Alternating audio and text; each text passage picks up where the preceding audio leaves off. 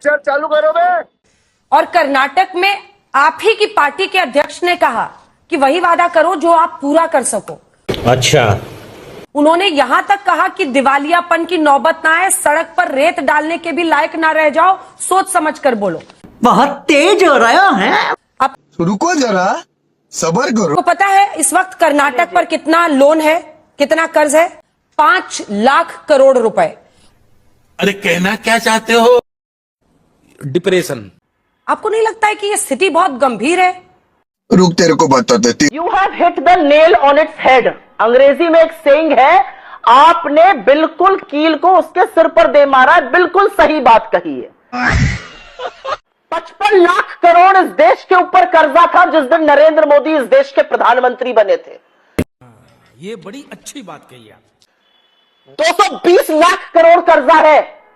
सारे प्रधानमंत्रियों का रिकॉर्ड तोड़ दिया। ये पैसा कहां जा रहा है, ये मैं जानना चाहती हूं। हमको नहीं पता। हम तो चलिए जनहित योजनाओं की बात कर रहे हैं।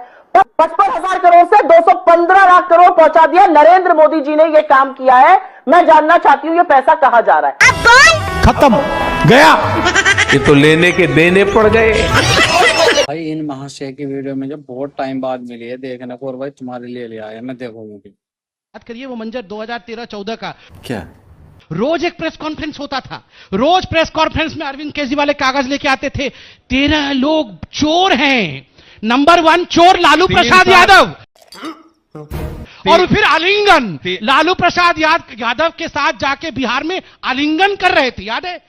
अच्छा, हमको सिखा रिया है। ये रोज बिना कोर्ट जाए कौन ये सब जारी कर रहा था? चोर किसको कहना है, किसको नहीं कहना है, सब कुछ इन्होंने निर्णय किया। कोर्ट भी यही, लॉयर भी यही, फैसला सुनाने वाले भी यही। बोल। हाँ। जहां तक कन्हैया कुमार जी का सवाल है, हमने तो चार्जशीट दायर की, सैंक्शन दे दो ना, प्रूव हो जाएगा।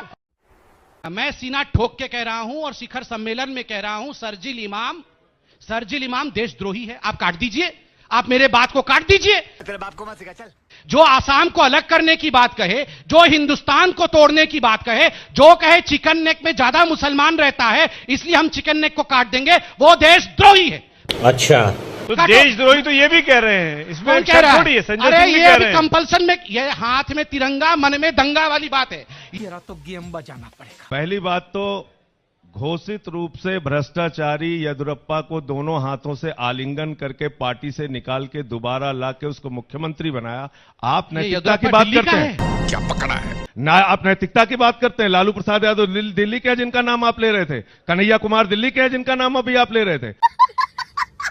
आप पूरी बात अब सुनिए। दूसरी बात, इनसे राष्ट्रवाद का सर्टिफिकेट चाहिए।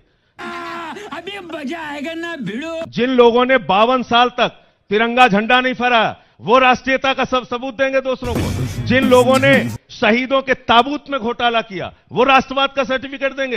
बाप रे, ये तो धोती खोल रहा है। जिन लोगों ने पाकिस्तान की एजेंसी ISI को बुला के पठानकोट में जांच कराई, वो राष्ट्रवाद का प्रमाण पत्र दूसरों को देंगे। ये बिक गई है गवर्नमेंट, अब गवर्नमेंट में कुछ नहीं है। जो लोग अफजल गुरु को शहीद मानने वाली PDP के साथ गले मिला के सरकार बनाते हैं जम्मू कश्मीर में, वो राष्ट्रवाद का प्रमाण पत्र देंगे। जो 8 साल की बच्ची का बलात्कार होने पर कठुआ के अंदर 3 मंत्री इनके तिरंगा लेके फहराते हैं उसके समर्थन में, वो जवाब देंगे। उनसे राष्ट्रवाद का सर्टिफिकेट लेना है हमें।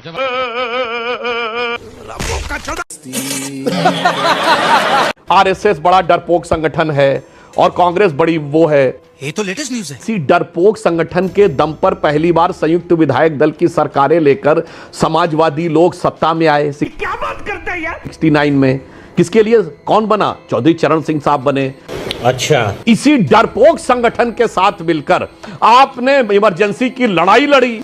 क्या बात कर रहे हैं? फिर इसी डरपोक संगठन के साथ मिलकर पहली बार मुलायम सिंह उत्तर प्रदेश की सरकार में 1977 में सहकारिता मंत्री बने। कहना क्या चाह रहे हैं भैया? फिर इसी डरपोक संगठन के साथ मिलकर VP सिंह के नेतृत्व में लड़ाई लड़ी और मुलायम सिंह 1989 में इसी डरपोक संगठन बीजेपी के दम पर सत्ता में आए। अभी बता है भाई, अभी बता है। आपके चैनल पर जोश में सुधांशु त्रिवेदी जी ने बहुत बड़ी स्वीकारोक्ति कर ली है।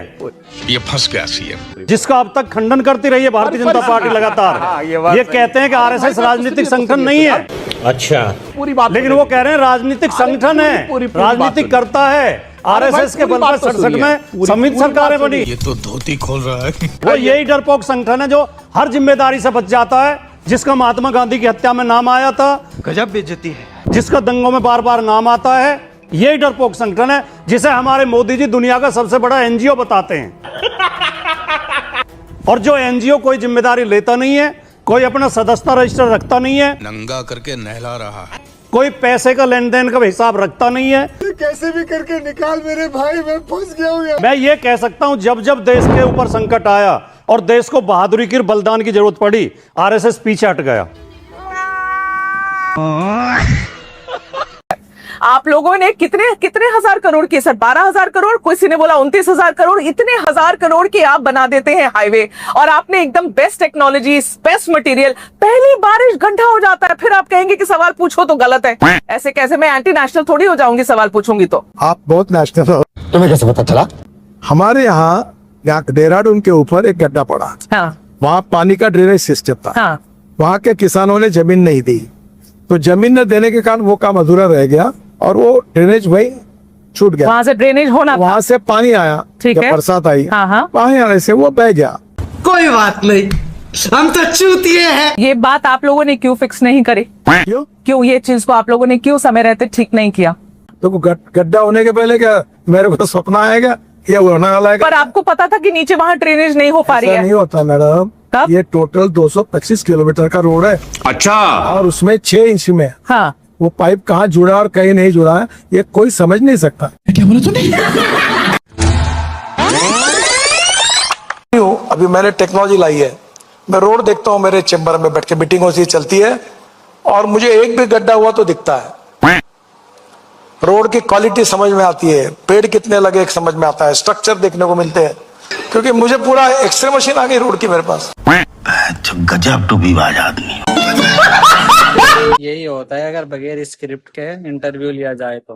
भाई क्या कमाल कमाल सवाल पूछे, चुप कर दिया नितिन गडकरी को। भाई कुछ मतलब किसी चीज का जवाब ही नहीं दिया गया।